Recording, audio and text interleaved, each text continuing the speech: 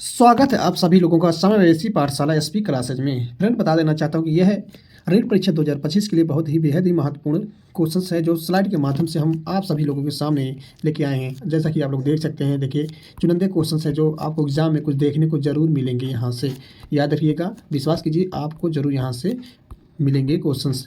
तो फ्रेंड देखिए, IMP question लगभग लाए हैं, अच्छे क्वेश्चंस हैं। तो ज़्यादा देरी ना करते हुए फ्रेंड हम लोग क्वेश्चन की तरफ बढ़ते हैं।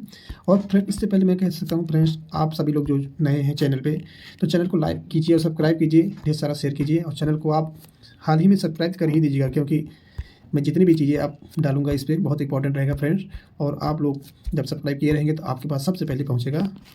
तो फ्रेंड्स ज़्यादा देरी ना करते हुए हम चलते हैं। इससे पहले आप चैनल को सब्सक्राइब जरूर कर दीजिएगा। तो फ्रेंड्स ये रहा मेरे लोगो और समावेशी पाठशाला, ये मेरा चैनल का नाम है फ्रेंड्स। और रीट परीक्षा 2025 के लिए मैं पढ़ा रहा हूँ और लेवल 2 के लिए है। तो आज मैं फ्रेंड पढ़ाने वाला हूँ हिंदी। तो हिंदी पेडागोजी शिक्षण जो भी है उसमें कुछ ग्रामर्स आपको देखने को मिलेंगे और पेडागोजी आपको भी यहाँ पे देखेंगे। कुल मिला जो कि आपको आज मैं हिंदी शिक्षण पढ़ाने वाला हूँ और प्लस उसमें ग्रामर भी जोड़ के मैं पढ़ाऊंगा। तो चलिए ज़्यादा देरी ना करते हुए फ्रेंड चलिए चलते हैं, हम क्वेश्चन पे आते हैं। देखिए क्वेश्चन नंबर 1 क्या लिखा हुआ है।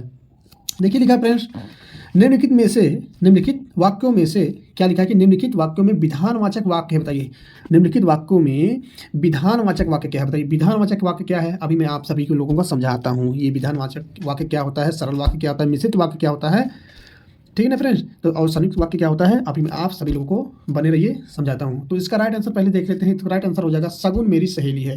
तो देखिए फ्रेंड विधानवाचक वाक्य में हम कह सकते हैं सगुन मेरी सहेली है, ये सही हो जाएगा राइट आंसर। आखिर में हुआ कैसे राइट आंसर सगुन मेरी सहेली है। देखिए विधानवाचक होता है कि ये निश्चितता की ओर संकेत करता है कि हाँ ये कन्फर्म है कि राम एक शिक्षक है। ये कन्फर्म हो जाएगा, राम एक शिक्षक है, सब लोग जानते हैं घर परिवार समाज में। उसी प्रकार सगुन मेरी सहेली अगला एक दूसरे से कह रही है, तो ये कन्फर्म हो चुका है।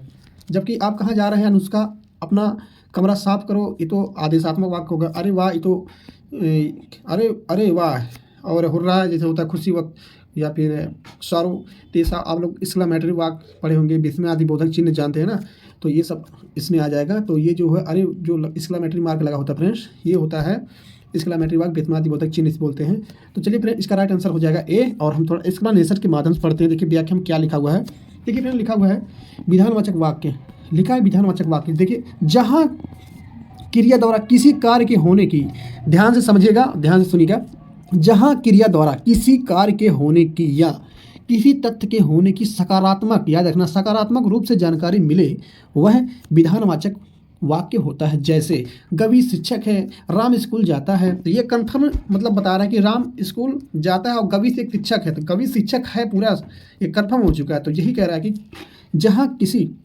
जहाँ क्रिया जो होती है ना, किसी कार्य के होने या फिर कोई फैक्ट हो, तथ्यात्मक शब्द हो, उसके होने की सकारात्मक रूप से जानकारी हमें मिले, तो नकारात्मक ना सकारात्मक रूप से जानकारी जब हमें जहाँ मिले तो हो जाता है मेरा विधानवाचक वाक्य, उसे हम कहते हैं, ठीक है ना। आइए थोड़ा और समझते हैं। देखिए लिखा फ्रेंड्स, अन्य विकल्पों में से जैसे आप कहाँ जा रहे हैं, जैसे आप कहाँ जा रहे हैं प्रश्नवाचक वाक्य हो गया, बिल्कुल सही। अनुष्का अपना काम साफ करो, तो मैंने अभी बताया था आप सबने कि आदेशात्मक वाक्य हो जाएगा ये, ठीक है ना। वहीं पे अरे यह क्या हो गया, तो विस्मयादि बोधक वाक्य हो जाएगा, ठीक है ना फ्रेंड। तो चलिए नेक्स्ट क्वेश्चन की तरफ बढ़ते हैं। क्वेश्चन कैसा लगा आप लोग जरूर बने रहिए। देखिए नेक्स्ट क्वेश्चन लिखा फ्रेंड्स, लिखा है रचना के आधार पर वाक्यों में से भिन्न वाक्य बताइए। रचना के आधार पर वाक्यों में से भिन्न वाक्य बताइए।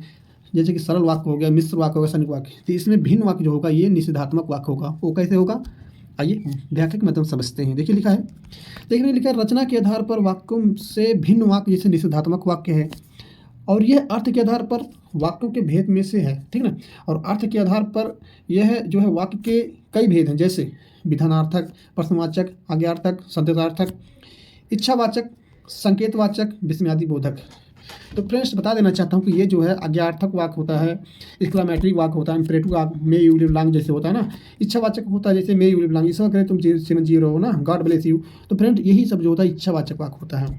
विस्मयादि बोधक वाक्य होता है, अरे वाह आज तो तुम्हारी सरकारी नौकरी लग गई, तो ये होता है विस्मयादि बोधक।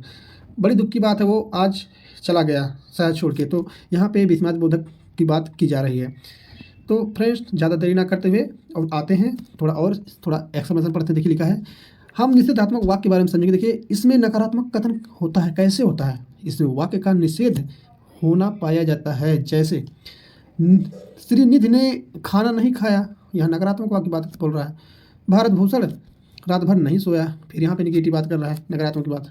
चलिए फ्रेंड नेक्स्ट क्वेश्चन लिखा हुआ देखिए, भूला दुख दर्द याद आना अर्थ को प्रकट करने वाला मुहावरा बताइए। देखिए मुहावरा शब्द मैंने लिया हूँ, क्वेश्चन बताइए। भूला दुख दर्द याद आना अर्थ को प्रकट करने वाला मुहावरा है, बताइए।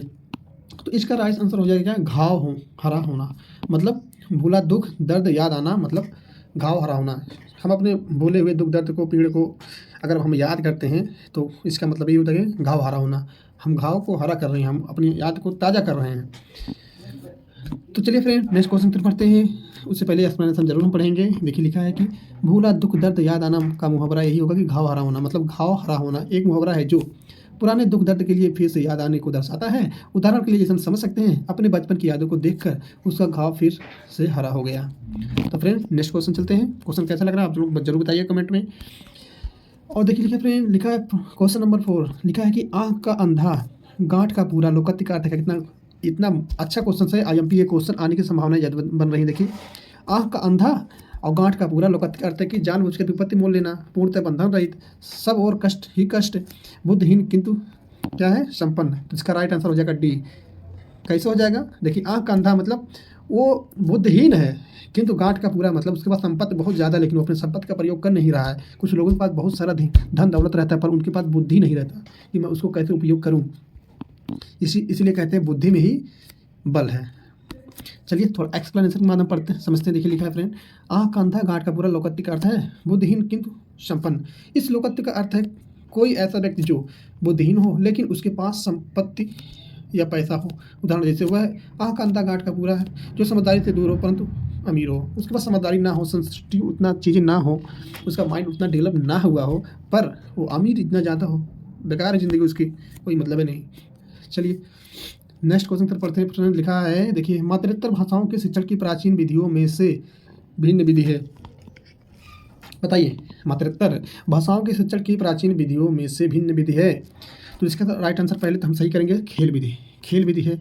अब यहाँ पे भिन्न विधि पूछा है, याद रखना भिन्न विधि के बारे में पूछा है, तो खेल विधि है। बाकी हमारा जो भाषा संसर्ग विधि है, अप्रत्यक्ष विधि है, पाठ्य पुस्तक प्रणाली है, और खेल विधि में जैसे किंडरगार्टन विधि होगा, मोंटेसरी विधि हो गया ना, ये सब जो है आएगा। लेकिन जो अप्रत्यक्ष विधि और भाषा संसर्ग विधि और पाठ्य पुस्तक विधि जो ये तीनों हैं, ये भाषाओं मातृत्तर भाषाओं के शिक्षण से ये भिन्न हो जाएगा जो प्राचीन विधियाँ हैं। आइए थोड़ा एक्सप्लेनेशन समझते हैं। देखिए व्याकरण फ्रेंड लिखा हुआ है कि वीडियो अच्छी लग रही फ्रेंड्स तो चैनल को सब्सक्राइब जरूर कीजिएगा और लाइक जरूर कर दीजिएगा। देखिए लिखा फ्रेंड, मातृत्तर भाषाओं के शिक्षण की प्राचीन विधियों में विधि है खेल विधि, ठीक है। और क्या लिखा है, भाषा शिक्षण में प्राचीन विधियाँ जैसे संसर्ग विधि, अप्रत्यक्ष विधि और पाठ्य पुस्तक प्रणाली भाषा सिखाने के पारंपरिक तरीके हैं, जबकि खेल विधि आधुनिक समय में विकसित हुई है जिसमें खेल द्वारा सिखाया जाता है। तो कंफर्म हो चुका होगा, आप लोग समझ गए होंगे। आइए नेक्स्ट क्वेश्चन पर पढ़ते हैं। देखिए लिखा है, देखिए फ्रेंड लिखा हुआ क्वेश्चन क्या कहता है कि शिक्षण उपागम में कीथ एवं प्रोफेसर एलन का महत्वपूर्ण योगदान क्या रहा है, बताइए। तो राइट आंसर पहले देखेंगे ए हो जाएगा। इनका योगदान जो रहा था महत्वपूर्ण सूक्ष्म शिक्षण में रहा था। आइए थोड़ा एक्सप्लेनेशन के माध्यम समझिए। देखिए लिखा है फ्रेंड, इस शिक्षण उपागम में कीथ एवं प्रोफेसर एलन का योगदान जो सूक्ष्म शिक्षण में है, वो सूक्ष्म शिक्षण में शिक्षण की एक विशिष्ट गतिविधि या छोटा भाग लिया जाता है और उस पर ध्यान केंद्रित कर उसे सिखाया जाता है। अच्छा ठीक है, कीथ और प्रोफेसर एलन ने सूक्ष्म शिक्षण के इस मॉडल को क्या किया, विकसित किया, इसलिए हम प्रोफेसर एलन को सूक्ष्म शिक्षण के लिए जाने जाते हैं। नेक्स्ट क्वेश्चन देखिए फ्रेंड्स, क्वेश्चन नंबर 7 है। लिखा है क्वेश्चन नंबर क्या कहता है कि इस काल में मतलब किस काल में, 21 काल में या इस काल में मानसिक विचार तेज गति से होता है। तो किस काल में मानसिक विचार तेज गति से होता है, जैसे कल्पना हो गया, चिंतन हो गया। क्वेश्चन बहुत अच्छा देखिए, और तर्क हो गया, शक्तियाँ बढ़ती हैं और अमूर्त चिंतन करने लगते हैं। आप लोग समझ गए होंगे, जब अमूर्त चिंतन बच्चा करता है तो समझ जाइएगा किस अवस्था की बात हो रही है। वाक्य बालक के किस काल के लिए कहा जाता है, बताइए। तो किस काल के लिए कहा जाता है, तो राइट आंसर सी हो जाएगा। क्यों हो जाएगा, देखिए किशोर काल के लिए। देखिए 4 अवस्थाएं बताई गई है ना, एक शैशवावस्था हो गया, दूसरा नंबर एक शैशवावस्था, दूसरा नंबर क्या है बाल्यावस्था, तीसरा नंबर क्या है किशोरावस्था और चौथा प्रौढ़ावस्था। तो 4 अवस्था में बांटा गया है। तो किशोर काल जो इसमें बच्चा जो होता है ना, इसमें बच्चा जो होता है चिंतन प्रक्रिया बहुत तेज करता है, चीज़ों को समझने लगता है, ठीक है। और अमूर्त काल अवस्था जो होता है उसमें बालक जो होता है उसमें चिंतन प्रक्रिया शुरू करता है और करना नहीं लग जाता है। तो अमूर्त वाले में जो होता है प्रक्रिया में उसमें बच्चा चिंतन करने लग जाता है, और चिंतन करना शुरू जो करता है वो बच्चा जो होता है मूर्त वाली अवस्था में होता है, ठीक है ना फ्रेंड। और आप कह सकते हैं जो पूर्व संक्रियात्मक अवस्था जो होता है, बाल्यावस्था, बाल्यावस्था जो होता है फ्रेंड, उसमें बच्चा जो टोली बना के रहना शुरू कर देता है, ठीक है ना, गिरोह में टोली बना के रहता है, ठीक है ना। शैशवावस्था बच्चा जो है कि लगभग 0 से 5 वर्ष तक होता है बच्चा, अभी तो उसका सेंसिटिव गामी अवस्था होता है, संवेदी गामी अवस्था होता है। तो फ्रेंड समझ गए होंगे, आइए व्याख्या के माध्यम से हम समझते हैं। देखिए लिखा है, उपरोक्त वाक्य बालक के किशोर काल के लिए कहा गया है। अच्छा ठीक है, किशोर काल में मानसिक विकास, तर्क शक्ति और कल्पना की वृद्धि होती है। उदाहरण में देख हम समझ सकते हैं कि किशोर अवस्था में बच्चों की तर्क क्षमता और सोचने की शक्ति विकसित होती है। बिल्कुल सही बात है। नेक्स्ट क्वेश्चन, क्वेश्चन नंबर 8 देखिए लिखा है, आदर्श पठन विषय सामग्री पर प्रश्न पूछना, ठीक है, विविध प्रतियोगिताओं का आयोजन, कहानी, नाटक, बाल कार्यक्रम सुनाना, बच्चों के बैठने का आसन ठीक करना इत्यादि गतिविधियां श्रवण कौशल विकास में क्या है, में किस स्तर के बालकों के लिए है बताइए। तो किस स्तर के बालकों के लिए है बताइए। तो राइट आंसर इसका हो जाएगा बी, उच्च प्राथमिक स्तर के लिए। ये क्वेश्चन पूछा गया फ्रेंड्स, आया हुआ है परीक्षा में पूछा जा चुका है, तो ये उच्च प्राथमिक स्तर हो जाएगा। फ्रेंड बता देना चाहता हूँ, ये फ्रेंड जो ये क्वेश्चन से लिए गए हैं स्लाइड से, जो भी क्वेश्चन मैं लिया हूँ, तो ये फ्रेंड्स पिछले वर्ष से जितने क्वेश्चन पूछे गए हैं उसमें से चुनिंदे कुछ क्वेश्चन जो है आने की संभावना एग्जाम, उसको मैं इसमें लिया हूँ। तो आइए फ्रेंड्स, नेक्स्ट क्वेश्चन से पहले मैं एक्सप्लेनेशन जरूर करता हूँ। देखिए लिखा है व्याख्या में कि आदर्श पठन, देखिए फ्रेंड लिखा है कि आदर्श पठन विषय सामग्री पर प्रश्न पूछना, विविध प्रतियोगिताओं का आयोजन, कहानी, नाटक, बाल कार्यक्रम सुनाना, बच्चों के बैठने का आसन ठीक करना इत्यादि गतिविधियां श्रवण कौशल के विकास में उच्च प्राथमिक स्तर के बालकों के लिए है, ठीक है। और उच्च प्राथमिक स्तर के बालकों के लिए गतिविधियां जैसे कहानी सुनाना, नाटक प्रस्तुत करना और प्रतियोगिताओं का आयोजन आदि श्रवण कौशल को विकसित करते हैं। तो याद रखना, इस एक्सप्लेनेशन को जरूर याद रखना, समझना, और इस वीडियो को दोबारा वॉच करना, दोबारा समझ में आ जाएगा आप लोगों को व्याख्या के माध्यम से जो क्वेश्चन नहीं समझ में आ रहा। चलिए नेक्स्ट क्वेश्चन पर पढ़ते हैं फ्रेंड्स। देखिए नेक्स्ट क्वेश्चन लिखा हुआ है, देखिए फ्रेंड नेक्स्ट क्वेश्चन लिखा है कि बच्चों के लिए भाषा सीखने का सर्वोत्तम समय क्या होता है। तो बच्चों के लिए जो भाषा सीखने का सर्वोत्तम समय होता है ना फ्रेंड, वो 6 से 9 वर्ष की आयु में होता है, ठीक है ना, 6 से 9 वर्ष की आयु में होता है। वो कैसे होता है, देखिए जब बच्चा 5 से 6 वर्ष तक हो जाता है, ठीक है ना, तो बच्चा उसका माइंड जो होता है ना, मतलब 80 से 90% तक उसका क्या हो जाता है, विकसित हो जाता है उसका माइंड, उसका दिमाग मस्तिष्क का जो विकास होता है वो 80 से 90% तक विकसित हो जाता है, ऐसा बताया गया है वैज्ञानिकों का खोज है। तो ठीक है फ्रेंड्स, ये रहा 6 से 9 वर्ष की आयु वर्ग के बच्चों का क्या होता है, सर्वोत्तम समय होता है। तो आइए एक्सप्लेनेशन के माध्यम से समझते हैं। देखिए लिखा फ्रेंड, सीखने का सर्वोत्तम समय जो होता है 6 से 9 वर्ष की आयु वर्ग के बालकों का होता है, और इस आयु में बालक जिज्ञासु अधिक होता है एवं उसका मस्तिष्क नए ज्ञान एवं नई भाषाओं को जल्दी ग्रहण करता है। क्या है, नए ज्ञान एवं नई भाषाओं को क्या करता है, वो जल्दी ग्रहण करता है, ठीक है ना फ्रेंड, जल्दी ग्रहण करता है, नए ज्ञान और नई भाषाओं को जल्दी ग्रहण करता है। और 6 से 9 वर्ष की आयु भाषा सीखने का सबसे अनुकूल समय होता है। सबसे अनुकूल समय मतलब समझ आइए, अनुकूल समय होता है जो सीखने के लिए तत्पर रहता है, क्योंकि इस आयु में बच्चों का जो है दिमाग होता है ना, नई भाषाओं को तेज़ी से ग्रहण करता है। तो जो बच्चों का दिमाग होता है वो नई भाषाओं को, नई बोलियों को, समाज में जितनी भाषाओं का प्रयोग किया जाता है, जो भी हो, जहाँ भी हो, डाइवर्सिटी ऑफ यूनिटी, विविधता में एकता जहाँ रहती है, हमारा देश तो है ही ऐसा। तो बच्चा जब समाज में रहता है तो वहाँ पे उसको बहुत सारी भाषाएं सुनने को मिलती है, तो बच्चा पहले श्रवण करता है, तो मौखिक रूप से उस चीज़ को ग्रहण करता है, सुनता है अपने श्रवण के माध्यम से। तो वही बताया जा रहा है इसमें बात की बच्चा जो 6 से 9 वर्ष की आयु में होता है वो सीखने का जो सबसे अनुकूल समय होता है। और इस आयु में बालक जो होता है जिज्ञासु अधिक होता है, मतलब जिज्ञास मतलब जानने की इच्छा उसके अंदर बहुत ज़्यादा पनपती है, और उसका मस्तिष्क भी नए ज्ञान और नई भाषाओं को क्या करता है, जल्दी ग्रहण कर लेता है। तो वही बात इसने बताई गई है। चलिए फ्रेंड्स, आशा करता हूँ आप लोगों को ये क्वेश्चंस समझ में जरूर आ रहे होंगे। तो फ्रेंड्स लाइक कीजिए और चैनल को जल्दी सब्सक्राइब जरूर कीजिए। चलिए नेक्स्ट क्वेश्चन पर पढ़ते हैं फ्रेंड। लिखा हुआ देखिए फ्रेंड, लिखा हुआ है हिंदी शिक्षण में मूल ध्वनियों की संख्या अधिक होना उच्चारण में किस स्तर के छात्रों के लिए सबसे बड़ी चुनौती है बताइए। हिंदी शिक्षण में मूल ध्वनियों, याद रखना मूल ध्वनियों की बात हो रही है, की संख्या अधिक होना उच्चारण में किस स्तर के छात्रों के लिए सबसे बड़ी चुनौती है।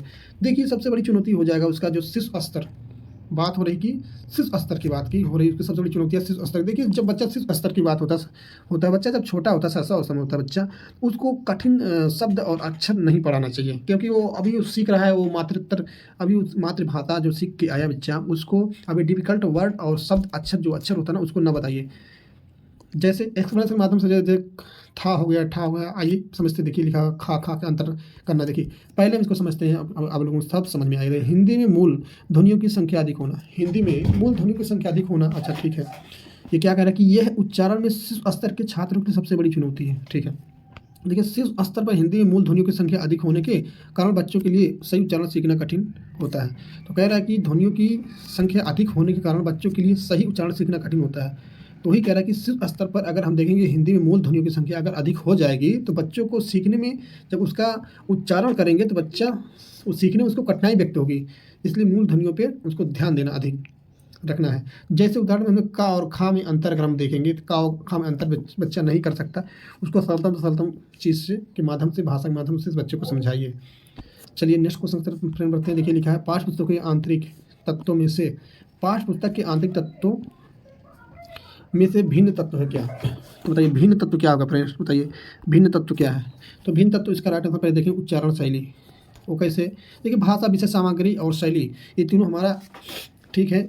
भाषा के बारे में अभी हम समझेंगे, विषय सामग्री के बारे में, शैली के बारे में, लेकिन उच्चारण शैली जो है इससे उच्चारण किया जा रहा है, ना कि इसमें भाषा का प्रचार प्रसार किया जा रहा है, ना ही कि विषय सामग्री की बात, जो विषय सामग्री से हमारे अंतर बहुत सारी चीज़ें आती है, इस शैली की बातें नहीं हो रही, इसमें उच्चारण शैली की वजह से राइट आंसर हो जाएगा डी।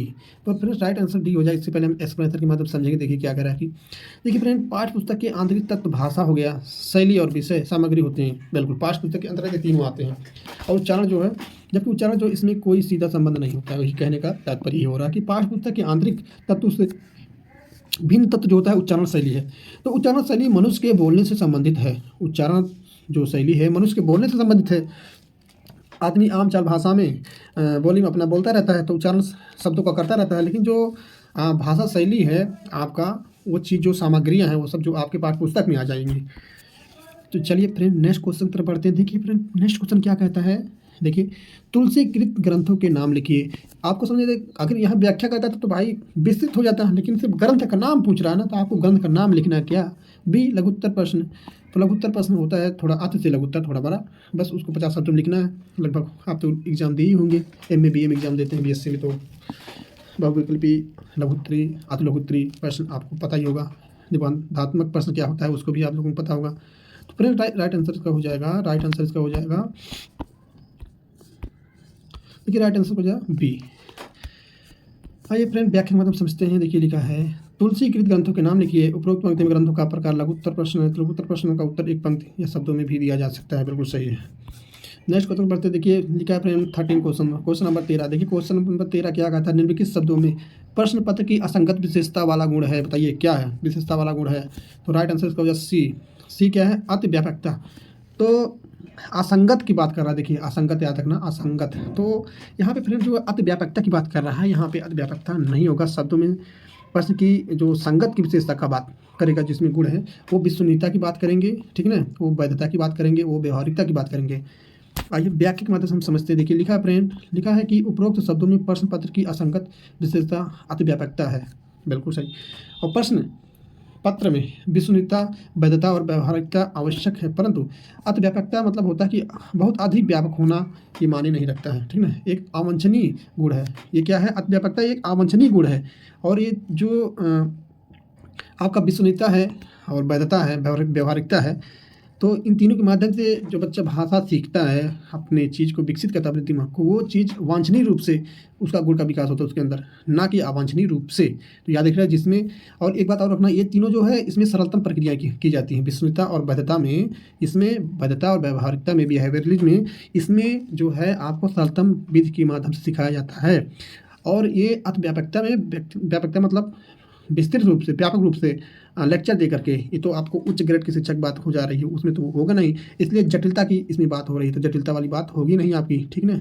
चलिए फ्रेंड नेक्स्ट क्वेश्चन से पढ़ते हैं। क्वेश्चन नंबर 14 लिखा है, देखिए क्वेश्चन नंबर 14 लिखा है कि सतत एवं व्यापक मूल्यांकन प्रणाली उपयुक्त है, परंतु यह लाभकर तभी हो सकती है जब, तो राइट आंसर होगा क्या ए, पहले राइट आंसर का सही करते हैं ए। क्यों होगा राइट आंसर ए? देखिए मूल्यांकन पक्षपात रहित हो, बिल्कुल सही। आंतरिक मूल्यांकन व वार्षिक परीक्षा के प्राप्तांक अलग अलग दर्शाएं, बिल्कुल सही करा कि ये वार्षिक परीक्षा के प्राप्तांक अलग अलग दर्शाएं और आंतरिक मूल्यांकन भी हो और मूल्यांकन पक्षपात रहित हो, ठीक ना।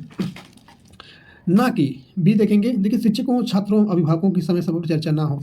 अब बताइए निगेटिव में पूछा ना, इसमें निगेटिव पूछा कि नहीं फ्रेंड बताइए, निगेटिव पूछा ना, तो निगेटिव, ये भी निगेटिव है। और छात्रों पर वर्ष भर परीक्षा का तनाव बने जिससे पढ़ते हैं, अच्छा तनाव की बात करते हैं, ये भी निगेटिव बात है।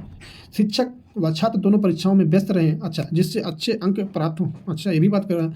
तो दोनों व्यस्त रहेंगे तो कहाँ से अच्छे अंक प्राप्त होंगे भाई? हाँ, तो इसका थोड़ा व्याख्या के माध्यम समझेंगे। देखिए सतत एवं व्यापक मूल्यांकन की बात अगर हम करेंगे ना फ्रेंड, सतत एवं व्यापक मूल्यांकन की बात करेंगे तो CCE की बात हम कर सकते हैं, जो है कंपेयर, कंप्रीहेंसिव और इवोल्यूशन।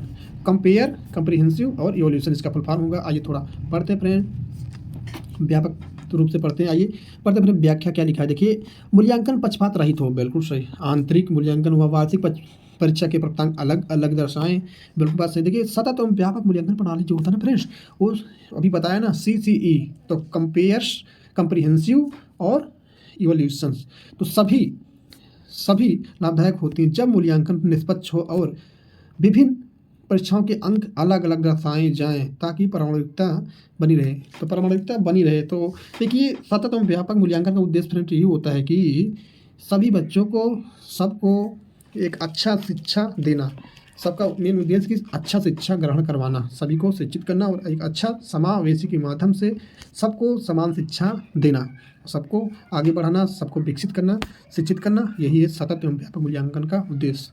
तो चलिए फ्रेंड आगे चलते हैं। लिखा है क्वेश्चन नंबर 15। देखिए फ्रेंड क्वेश्चन नंबर 15 लिखा है कलकत्ते की राजधानी बताओ। अच्छा ठीक है, इस वाक्य में प्रयुक्त चिन्ह को, वाक्य को क्या कहते हैं? तो कलकत्ते की राजधानी बताओ, जाहिर बात है पूर्ण विराम की बात करें, पूर्ण विराम मतलब ऐसा होता है, ठीक ना फ्रेंड, पूर्ण विराम का चिन्ह ऐसा होता है, ठीक ना। पूछा कलकत्ते की राजधानी बताओ, अभी पूछते हैं कि उत्तर प्रदेश की राजधानी कहाँ है, तो ये इसका ये प्रश्नवाचक वाक्य हो जाएगा। अभी ये क्या होता है, अभी मैंने पढ़ाया आप लोगों को, ये होता है चिन्ह जो होता है विस्मयादिबोधक चिन्ह होता है, जैसे अरे वाह, तो विस्मयादिबोधक चिन्ह यहाँ पे प्रयोग होता है, ठीक है फ्रेंड। और हम कह सकते हैं जैसे ये जो होता है एक चिन्ह होता है, इधर इधर लगा देते हैं, तो ये लाघव चिन्ह होता है फ्रेंड ना। तो चिन्ह के नाम अभी मैं नेक्स्ट वीडियो में कभी लाऊंगा तो उसमें विस्तार से सब बता दूंगा। चलिए फ्रेंड नेक्स्ट क्वेश्चन की तरफ बढ़ते हैं। देखिए लिखा है, उससे पहले एक्सप्लेनेशन जरूर हम पढ़ेंगे। देखिए लिखा है कलकत्ते की राजधानी बताओ, वाक्य में प्रयुक्त चिन्ह पूर्ण विराम और पूर्ण विराम जब हम बोलते हैं समय वाक्य की समाप्ति पर कुछ समय के लिए विराम देते हैं या रुकते हैं, तब अगला वाक्य आरंभ करते हैं। पहले चरण के अंत में एक पूर्ण विराम एवं दोहा, चौपाई, सोरठा। आज के दूसरे चरण के अंत में 2 पूर्ण विराम चिन्ह लगाए जाते हैं। चलिए नेक्स्ट क्वेश्चन बढ़ते हैं। देखिए फ्रेंड नेक्स्ट क्वेश्चन लिखा हुआ ना, नेक्स्ट क्वेश्चन 16 नंबर लिखा है। क्या लिखा है? देखिए कहता है 16 नंबर क्वेश्चन कहता है निम्न में से मातृभाषा, राष्ट्रीय जागरण और सांस्कृतिक पुनरुत्थान को जिस शिक्षण विधि से बल मिला है, किससे मिला है? तो राइट आंसर बी, बेसिक शिक्षा से, बिल्कुल सही। कि बेसिक देखिए बेसिक शिक्षा के माध्यम से ना, इसमें सांस्कृतिक पुनरुत्थान और मातृभाषा, राष्ट्रीय जागरण, ये तीनों जो थे, सांस्कृतिक पुनरुत्थान जो है ना, उसको शिक्षण विधि से बहुत ज़्यादा बल मिला, किससे? बेसिक शिक्षा से मिला है। आइए थोड़ा हम एक्सप्लेनेशन में माध्यम पढ़ते हैं। जो इसमें देखिए फ्रेंड लिखा है डाल्टन योजना, ठीक है ना, डाल्टन योजना हो गया, आपका किंडरगार्टन विधि हो गया, मॉन्टेसरी विधि हो गया, प्रोजेक्ट विधि, इस पर ना होकर के बेसिक शिक्षा के माध्यम हम टारगेट बेसिक शिक्षा करेंगे। आइए थोड़ा एक्सप्लेनेशन के माध्यम समझते हैं। देखिए व्याख्या में लिखा फ्रेंड, देखिए व्याख्या में लिखा कि मातृभाषा, राष्ट्रीय जागरण और सांस्कृतिक पुनरुत्थान को बल देने वाली शिक्षण विधि है, उसे क्या कहते हैं? हम बेसिक शिक्षा कहते हैं। आराम से व्याख्या में समझ आ जाएगा आप सभी लोगों को, आशा करता हूँ कि एकदम समझ रहे होंगे। देखिए लिखा कि बेसिक शिक्षा का उद्देश्य क्या है? तो बेसिक शिक्षा का उद्देश्य फ्रेंड्स है कि मातृभाषा के माध्यम से विद्यार्थियों को सशक्त करना।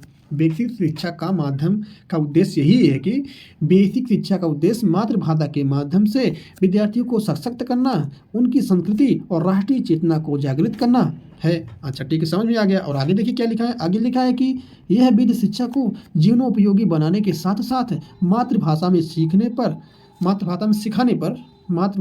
सिखाने पर बल देती है, जिससे विद्यार्थियों का सांस्कृतिक और सामाजिक विकास होता है। जिससे क्या होता है? विद्यार्थियों का सांस्कृतिक और सामाजिक क्या होता है? विकास होता है। तो याद रखना, बहुत इंपॉर्टेंट स्लाइड है ये। नेक्स्ट क्वेश्चन तरफ बढ़ते हैं। देखिए फ्रेंड लिखा हुआ है क्वेश्चन नंबर 17। तो क्वेश्चन नंबर 17 क्या कहता है? प्राथमिक स्तर के पश्चात पद और कविताओं का चयन करते समय ध्यान रखना चाहिए। एक बात और आप लोग बताइए, पद क्या होता है और गद्य क्या होता है? आज से आप लोग कभी नहीं बोलेंगे जो पद होता है ना फ्रेंड, ये पद जो होता है इसको हम मौन आसन में पढ़ सकते हैं, शांत होकर के मन में पढ़ सकते हैं और बोलकर भी पढ़ सकते हैं, तो इसे हम पद्य कहते हैं। और गद्य जो होता है, गद्य को हम सिर्फ मौन होकर के पढ़ सकते हैं, मन में पढ़ सकते हैं, ठीक ना। तो कविता और कहानी जो होता है वो आपका पद्य हो गया, गद्य हो गया, हम मौन में पढ़ सकते हैं। ठीक है, कुल मिला जो ये कह सकते हैं कि पद्य जो है हम मौन में पढ़ सकते हैं, बोलकर भी पढ़ सकते हैं, और गद्य जो होता है हम उसको मन में से पढ़ सकते हैं। तो राइट आंसर इसका हम क्या देखें फिर? राइट आंसर देखिए कि कविता की भाषा कक्षा स्तर के अनुकूल हो। तो इसका मतलब यही है कि प्राथमिक स्तर के पश्चात पद्य और कविताओं का चयन करते समय रखना क्या चाहिए? कविता की भाषा कक्षा स्तर के अनुकूल हो। तो हम कहानी को देखिए फ्रेंड मन में भी पढ़ सकते हैं, तो पद में भी आ जाएगा।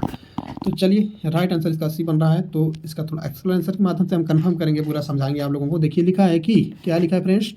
प्राथमिक स्तर के पश्चात पद्य और कविताओं के चयन करते समय यह ध्यान रखना चाहिए, क्या रखना चाहिए ध्यान? कि कविता की भाषा कक्षा के स्तर के क्या हो? अनुकूल हो। बिल्कुल सही बात कर रहा है। और क्या बोला गया इसमें? देखिए कविताओं के चयन में यह महत्वपूर्ण होता है कि क्या होता है कि उनकी भाषा क्या है, कि उनकी भाषा विद्यार्थियों की समझ के स्तर के अनुकूल हो। बिल्कुल सही है।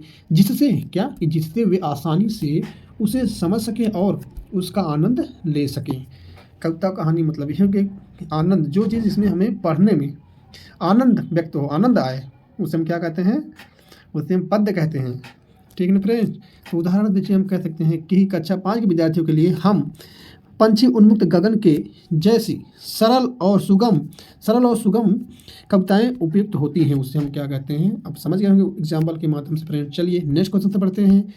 देखिए फ्रेंड लिखा हुआ विद्यार्थी सही ढंग से लिखें और उसके लेखन कौशल में निरंतर विकास हेतु आवश्यक हो, क्या हो? तो राइट आंसर पहले हम देखेंगे। राइट आंसर इसका बन रहा है बिल्कुल सही, जी हाँ, अध्यापक विद्यार्थी लिपि शब्द और उस वाक्य रचना की अशुद्धियों को दूर करते हैं। बिल्कुल सही कि देखिए विद्यार्थी को जो अध्यापक पढ़ाता है तो वो कोशिश करता है कि बच्चों को सही और शुद्ध रूप में और स्पष्ट रूप से लिखे और बच्चों को पढ़ाए। इससे बच्चों का जो सुनना, बोलना, पढ़ना, लिखना का विकास होगा। इसमें किसी का भी पहले से इसमें स्तरवाई नहीं, उसमें बच्चा किसी के माध्यम से सीखता, चाहे सुनने के माध्यम, चाहे बोलने के, या पढ़ने, चाहे लिखने। इसमें बच्चा कोई भी चीज़ सुन सकता है, चाहे सुन सकते मतलब हेयरिंग करके बच्चा सुन सकता है, या फिर बोल करके किसी के माध्यम से अपने दिमाग को विकसित कर सकता है, अपनी भाषाओं को विकसित कर सकता है। कहने का मतलब यही है।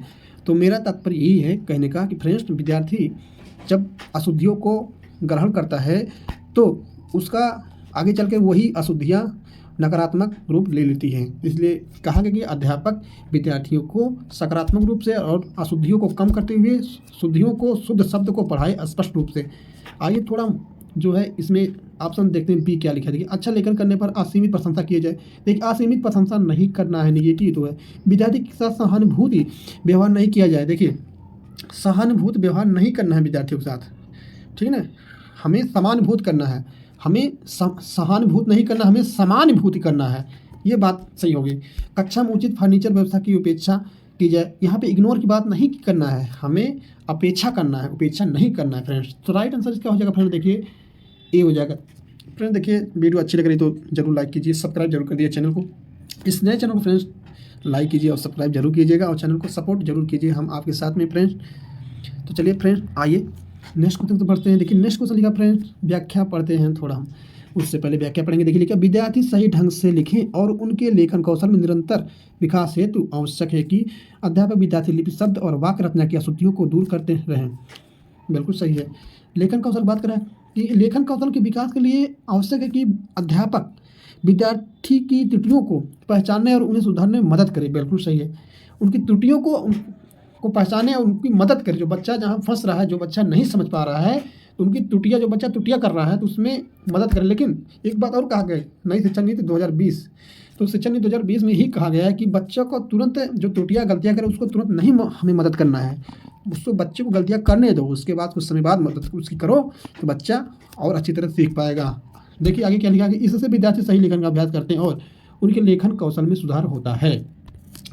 उदाहरण में हम समझेंगे। देखिए यदि विद्यार्थी वर्तनी की गलती करता है तो अध्यापक उसे सही वर्तनी समझानी चाहिए। बिल्कुल सही लिखा कि अगर विद्यार्थी गलती करता है तो सही वर्तनी समझाना चाहिए, ये तो कंपलसरी है।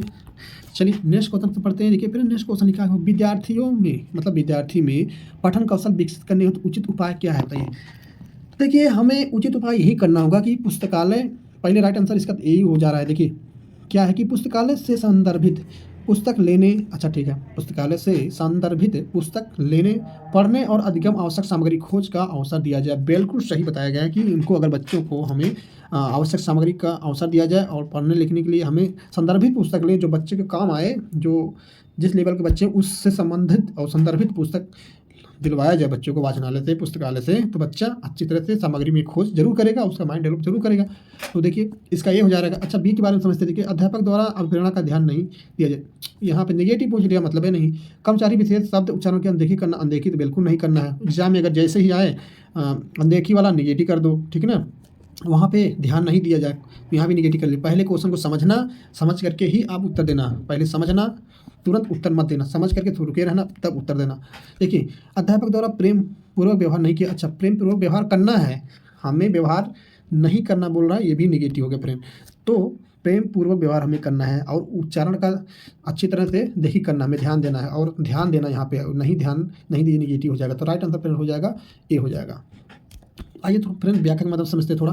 देखिए फ्रेंड लिखा हुआ कि विद्यार्थी में पठन कौशल विकसित करने के लिए उचित उपाय है कि उसे पुस्तकालय से संदर्भित पुस्तक लेने, पढ़ने और अधिगम आवश्यक सामग्री खोजने का अवसर दिया जाए। बिल्कुल सही बात बोला गया है इसमें। देखिए और अगला लाइन क्या लिखा है, देखिए लिखा है कि पठन कौशल के विकास के लिए विद्यार्थियों को विभिन्न संदर्भ ग्रंथों और किताबों को पढ़ने का अवसर देना चाहिए। बिल्कुल सही। इससे उनकी पठन क्षमता और समझ में क्या होता है, वृद्धि होगी। जब वृद्धि जहाँ होना शुरू हो जाएगा तो उनका डेवलप भी होगा, विकास भी होगा और विकसित होंगे उनके माइंड, उनके दिमाग, उनकी सोच, एकाग्रता और आत्मशक्ति का भी विकास होगा उनके अंदर। जो कैपेसिटी आ जाएगी, समझने की क्षमता आ जाएगी। जब बच्चा जो है किशोरावस्था में प्रवेश करेगा तब तक बच्चा किसी चीज़ को क्या कहते हैं, बोलते हैं गिफ्टेड बालक, वही बच्चा गिफ्टेड हो जाता है। तो बच्चे का दिमाग इतना फास्ट हो जाता है, तेज होता है, कोई भी चीज़ को बहुत जल्दी ऑब्जर्व करता है। समझ में आया? तो यही सब बच्चों पे ये सब जो जितने भी क्वेश्चन बने हैं, रीड लेवल 1 हो जाए 2, आपको ये समझ के बच्चे को भगवान मान के चलना है। जो बच्चे के पक्ष में, निष्पक्ष में बोला जाए, जो बच्चे के पक्ष में बोला जाए तो समझो कि पॉजिटिव बात बोल रही। जहाँ पे विपक्षता आ जाए, नेगेटिव बात बोली जाए, समझो बच्चे की बात बुराई बोल जा रही, बच्चे बुराई नहीं करना बस। देखिए उदाहरण में लिखा गया विद्यार्थियों को सप्ताह में 1 दिन पुस्तकालय से पुस्तक लेकर पढ़ने का अवसर दिया जाना चाहिए। बिल्कुल सही। अगर हम पुस्तकालय से पुस्तक लेकर के पढ़ने का अगर अवसर हम बच्चों को देंगे, जाहिर बात है बच्चे सामूहिक रूप से पढ़ेंगे या फिर एकांत में पढ़ेंगे तो भी बहुत बेनिफिट होगा बच्चों का। तो सामूहिक रूप से बच्चे पढ़ेंगे, भाषाओं का आदान प्रदान होगा, अलग अलग प्रकार के लोग बच्चे रहेंगे, बैठेंगे, अलग अलग भाषाओं का अलग अलग रंग रूप के, तो लोग अपने आपस में जो वहाँ से किताब से ज्ञान बिहेवियर रूप से निकालेंगे, व्यवहारिक रूप से उन लोगों का विकास जो है बहुत अच्छी तरह से होगा। तो चलिए फ्रेंड नेक्स्ट क्वेश्चन पर पढ़ते हैं। क्वेश्चन नंबर, ये क्वेश्चन सेकंड है, लास्ट क्वेश्चन फ्रेंड्स। देखिए लिखा है, निम्नलिखित में से मातृभाषा हिंदी दिवस निम्नलिखित में से मातृभाषा हिंदी शिक्षण की समस्या क्या है बताइए। हिंदी शिक्षण की समस्या क्या है? तो समस्या पूछ रहा है हिंदी शिक्षण की, तो राइट आंसर पहले हम बी करेंगे, वर्णों की अधिकता।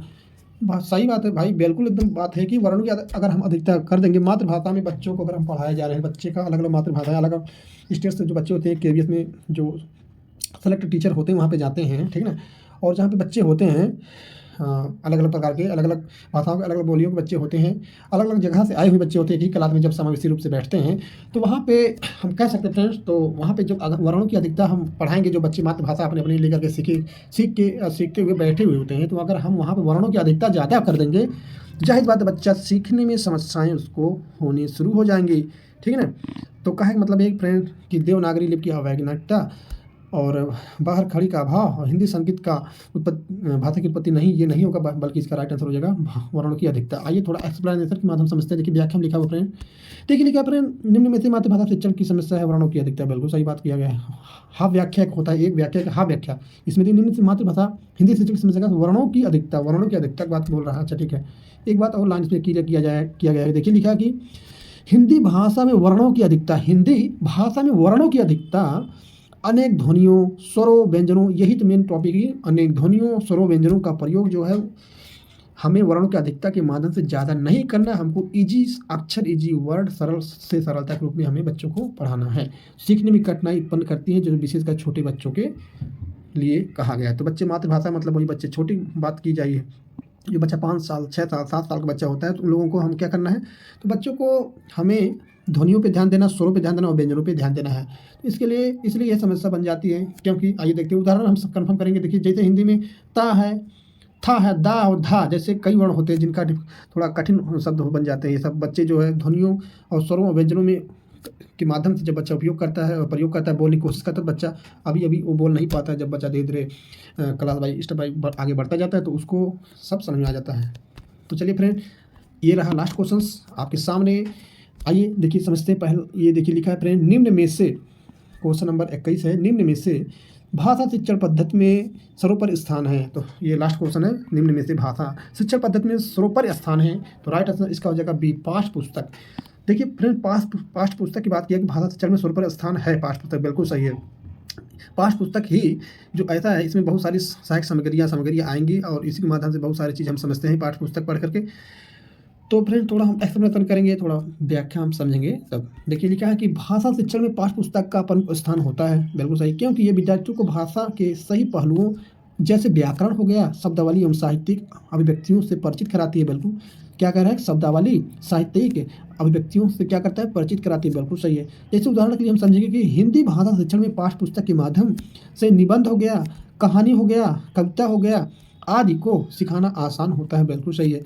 और कह रहा है कि यह संरचित एवं क्रमबद्ध तरीके से भाषा को सीखने में या सिखाने में, भाषा को सिखाने में सहायक होती है, बिल्कुल सही है। अन्य विकल्प जैसे दैनंदिनी, ग्रीन बोर्ड, झाड़न सहायक होते हैं, लेकिन पाठ्य पुस्तक का आसान सर्वोपरि होता है। तो फ्रेंड ये रहा क्वेश्चन मेरा ख़त्म हुआ। और आप लोग बताएं वीडियो कैसा लगा, और जितने भी क्वेश्चन लिए गएंगे जो आपको आगामी एग्जाम के लिए और जो रीट परीक्षा 27 को है 2025 में, तो फ्रेंड देखने को आपको जरूर इसमें से मिलेंगे। तो फ्रेंड कैसे रहा ये क्वेश्चंस आप लोग जरूर बताएंगे कमेंट में। और चैनल पे नए हैं तो फ्रेंड चैनल को सब्सक्राइब जरूर कीजिएगा फ्रेंड, सब्सक्राइब कीजिएगा फ्रेंड, सपोर्ट कीजिए इस चैनल को और लाइक कीजिए बस फ्रेंड। और एक बात और बताना चाहता हूँ फ्रेंड, जो त्रुटियाँ होगी उसके लिए क्षमा कीजिएगा। और चलिए फ्रेंड मिलते हैं अगली वीडियो में, तब तक लिए आप लोग हंसते रहिए, मुस्कुराते रहिए और खुश रहिए और मस्त रहिए और ढेर सारा मेहनत कीजिए, क्योंकि समय ज़्यादा नहीं रह गया एग्जाम के लिए और कुछ ही दिन बाकी है, बहुत जल्द वो भी आ जाएगा 27 फरवरी। तो चलिए फ्रेंड अब मिलते हैं अगली वीडियो में एक नए अंदाज, एक नई स्लाइड के साथ में, एक नए क्वेश्चन के साथ में। तो चलिए फ्रेंड तब तक के लिए आप सभी लोगों को जय हिंद।